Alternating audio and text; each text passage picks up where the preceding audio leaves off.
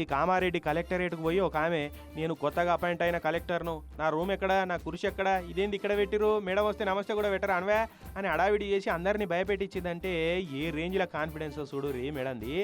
ఎవలండి ఈమె ఇంతగానం కింద మీద చేస్తున్నది, కొత్తగా వచ్చిన కలెక్టర్ని అంటున్నది, ఆమె ఎవరని చూస్తే అట్లా కానొస్తలేదు అని అనుమానం వచ్చి సిబ్బందులు మీ అపాయింట్మెంట్ ఆర్డర్ చూయించురు మేడం అని అంటే ఓ పేపర్ తీసి చూయించిందట. నిజంగానే ఈమె కామారెడ్డికి అపాయింట్ అయిన కలెక్టర్ అని అలా రాసి ఉండే వరకు వాళ్ళు కూడా నెత్తికొక్కున్నారు. నిజామాబాద్ కలెక్టర్ సారు ట్రాన్స్ఫర్ కాలే, ఆయనేమో ఇప్పుడు ఆఫీస్కి రాలే, గింతలే మా అందరికి తెలియకుండా కొత్త కలెక్టర్ ఏడికెళ్ళి వచ్చింది ఎట్లా వచ్చిందని వాళ్ళు కూడా బిత్తర వేరట. సరేలే మనకెందుకు వచ్చిన నెత్తి నొప్పి అని పెద్ద ఆఫీసర్లకైతే చెప్దామని డిఆర్ఓ సార్కు మతలావి ఇచ్చిరట.